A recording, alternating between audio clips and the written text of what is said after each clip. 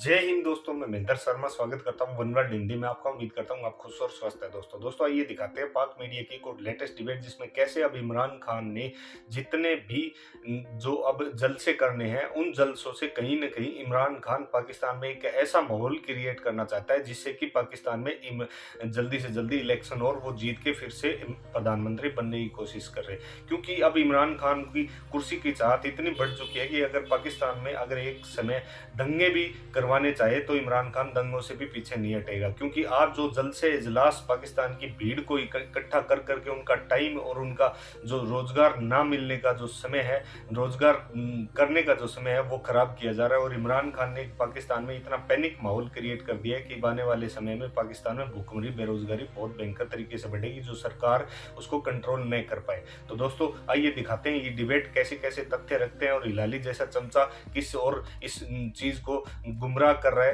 तो दोस्तों देखिए डिबेट और कमेंट में अपनी प्रतिक्रिया जरूर दें। लास्ट में आपसे रिक्वेस्ट करूंगा, चैनल पे नए हैं तो चैनल को सबसे पहले सब्सक्राइब करें, लाइक शेयर कमेंट जरूर करें। दोस्तों जय हिंद, वंदे मातरम, भारत माता की जय। दोस्तों 1.5 लाख से ज़्यादा लोग उस स्पेस में शामिल थे।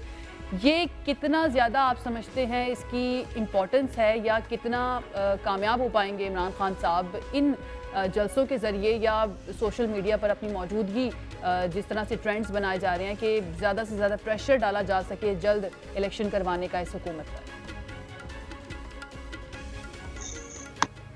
कैसे ये एग्जर्ट कर सकते हैं? और तो कोई तरीका है ही नहीं एक्सेप्ट के लोगों को निकालो, लोगों को पेश करो दुनिया के सामने और पाकिस्तान के अवाम के सामने और कहो ये हैं इतने लोग जो आ सकते हैं, ये है उनका जज्बा, उनका वलवला, उनका चाहत, ये सब चीजें बताना। बिल्कुल ये एक ही तरीका तो है।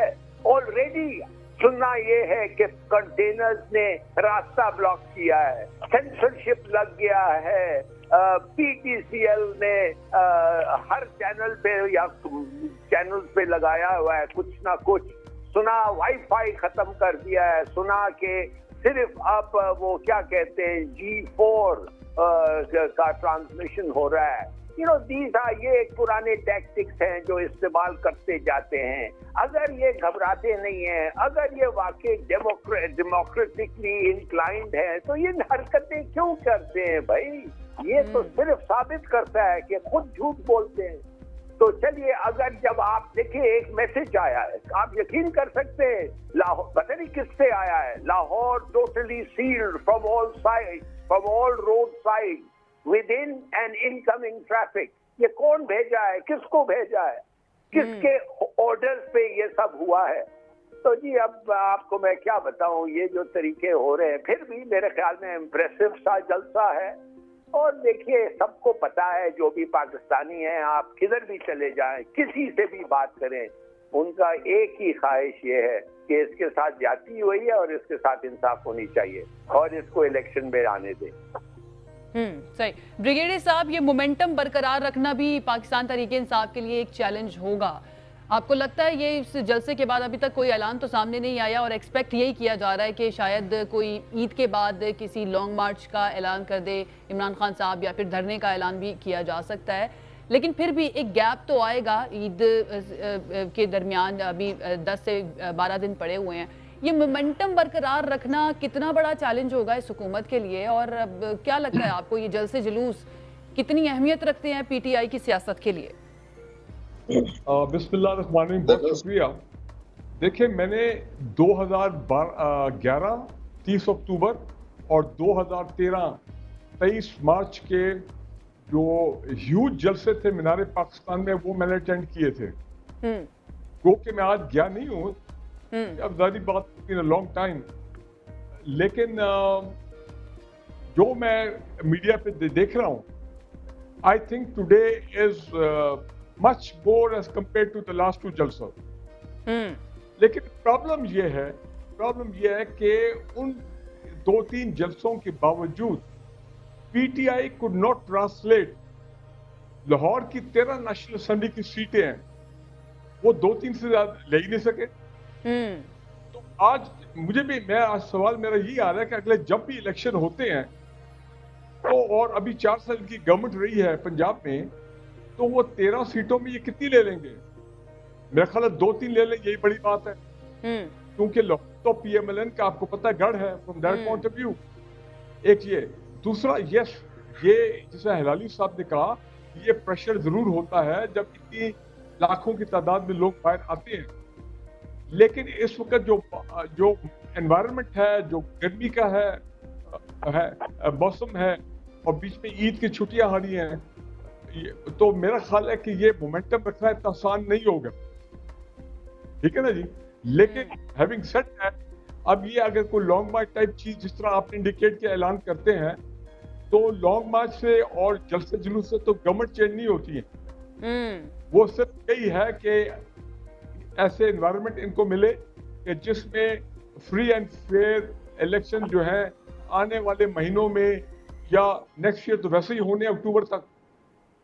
सो दिस इज इट, और अभी इनको स्ट्रगल तो करनी पड़ेगी, स्ट्रगल करनी पड़ेगी, और ये डेफिनेटली एक चैलेंज भी होगा पीटीआई के लिए। कवर इजाज साहब, सर इमरान खान साहब कह चुके हैं कि फॉरेन फंडिंग केस में उनको नाअहल करने की कोशिश की जा रही है, और अब इस्लामाबाद हाई कोर्ट ने भी कह दिया कि रोज़ाना की बुनियाद पर समाअत करें और 30 दिन के अंदर इसका फैसला होना चाहिए।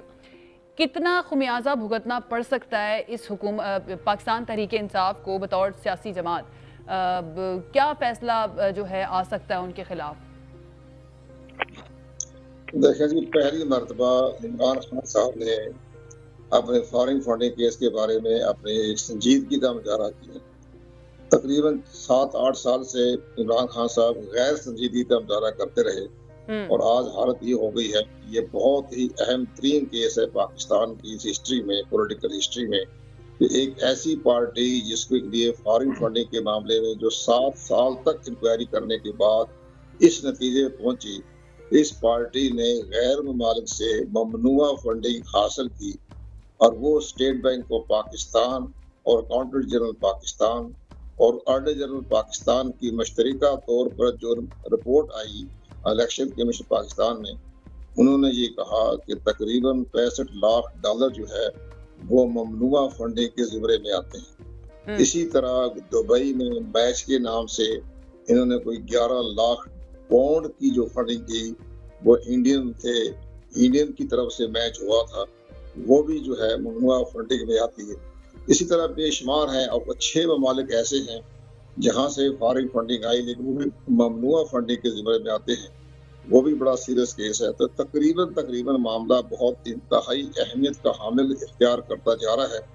अब सबसे बड़ी बात ये हुई कि असद उमर साहब ने इस्लामाबाद हाई कोर्ट में पिछले हफ्ते एक रिट पिटीशन दाखिल कर दी कि इलेक्शन कमीशन को कहा जाए कि अकबर बाबर को जो है डॉक्यूमेंट ना पेश करे। तो मुझे तो अक्ल तो रोना आता है पीटीआई के रहनुमाओं पर भी, उनकी लीगल टीम पर भी, और उनके जो आईनी और कानूनी माहिरीन पर भी, कि वो तो 18 जनवरी को इलेक्शन कमीशन ऑफ पाकिस्तान ने अकबर बाबर को भी और इनके जो वकलात है डिफेंड करने वाले खावर शाह को भी तमाम डॉक्यूमेंट पेश कर दिए थे, और कहा तमाम कहीं भी भेज दे, और तमाम मीडिया में चलेगी रिपोर्ट अकबर बाबर के जरिए से।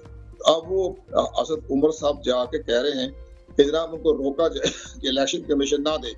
तो खैर इस्लामाबाद हाई कोर्ट ने बहुत खूबसूरत फैसला दिया, और उन्हें ये कहा कि हमने सारा पढ़ लिया है, देख लिया है, तो उसमें हमें तो ये नजर आ रहा है कि जो अगर ममनुआ फंडिंग जो है तो बिल्कुल साबित हो जाती है, तो फिर तो इस ये पार्टी के चेयरमैन और खुद पार्टी ये भी मुतासर हो सकती है, उस जद में आ सकती है। ममनुआ फंडिंग की जो उसके असरात मजबूरात है उसमें ये बाकायदा जद में आ चुकी है। और साथ उन्होंने ये भी कहा, इस्लामाबाद हाई कोर्ट मेरे पास जजमेंट है उनकी, बड़ी खूबसूरत जजमेंट लिखी। तो उन्होंने इलेक्शन कमीशन पाकिस्तान को हदायत जारी की कि आप इतना ममनुआ फंडिंग के बारे में सारे आप इलेक्शन एक्ट का सहारा ले रहे हैं, तो जरा आर्टिकल 17 भी देख लें। अब आर्टिकल 17 बड़ा खतरनाक है। उसमें ये लिखा हुआ है ऐसी पार्टी जो ममनुआ फंडिंग के ज़िम्मे में आती हो उसको वफाकी हुकूमत जो है खिलाफ कानून करार दे सकती है। तो अब इलेक्शन कमीशन ने तो बड़ा, इनके पास बड़े इख्तियारात हैं, तो उसके जो बड़े बड़े लोग भी एक बड़ी अहम बात ये हो जाएगी, इलेक्शन कमीशन ने जब इसका ममनुआ फंडिंग सबत कर लिया तो पार्टी का सिंबल वापस ले लिया जाएगा सेक्शन 215 के तहत, और पार्टी की जो रजिस्ट्रेशन है वो भी सेक्शन 215 के तहत वापस ले ली जाएगी। और इमरान खान साहब ने जो एक तस्दीक नामा भेजा, अलनामा नहीं है, तस्दीक नामा है, कि जो हमारे चार्टर्ड अकाउंटेंट ने जो आपको ये रिपोर्ट पेश की है 2009 से लेकर 2014 तक 5 साल की, एक ही चार्टर्ड अकाउंटेंट है, उसमें कि मैं तस्दीक करता हूँ कि इसमें कोई ममनुआ फंडिंग नहीं है। तो वो भी जब आएगा जी, को प्रैक्टिस के ज़िम्मे में आते हैं कि आपने झूठ बोला, आपने हक़ायक़ छुपाए, तो ममनुआ फंडिंग तो आ गई, हमारे पास रिपोर्ट आ गई है, तो उसके तहत भी इनके खिलाफ प्रैक्टिस का मुकदमा दायर हो सकता है। इसलिए इमरान खान साहब के जो है वो बिल्कुल रंजीदा हो गए और उन्हें खतरात का इज़हार किया कि मुझे पार्टी से जो है मेरी अच्छा कमल शाह साहब, ऑफ कोर्स कोई एक्सेप्शन तो नहीं होनी चाहिए किसी कानून और इंसाफ के मामले में, लेकिन अगर हम अपनी तारीख देखें या फैसले देखें अदलिया के या इलेक्शन कमीशन के, तो हमेशा आइडियल चीज़ें तो नहीं रही हैं। पाकिस्तान तहरीक इंसाफ एक बड़े शोज़ कर रही है बड़े बड़े शहरों में। 10 अप्रैल को बड़ी तादाद में लोग निकल आए उनका साथ देने के लिए, हालांकि कोई लीड करने वाला भी मौजूद नहीं था। ये भी प्रेशर होगा इलेक्शन कमीशन पे कि इतनी बड़ी सियासी जमात जिसके इतने सपोर्टर्स हैं, उनके खिलाफ इस तरह का फैसला देना कि पार्टी के ऊपर कोई बैन लग जाए या फिर इमरान खान साहब जो हैं उनके खिलाफ कार्रवाई हो या उनको नाअहल करार दे दिया जाए। तो आपको लगता है कि ये भी प्रेशर होता है? चीफ जस्टिस ऑफ पाकिस्तान ने बड़े खूबसूरत रिमार्क्स दिए। उन्होंने कहा 15,000 का इज्तिमा करके हमें बुरा भला कहते रहे, हमारी सेहत पर कोई असर नहीं पड़ता। तो ये भी इलेक्शन कमीशन पाकिस्तान की सेहत पर कोई असर नहीं पड़ेगा। 50 लाख का मजमा ले आए, आइन और कानून सामने देखना होता है ना।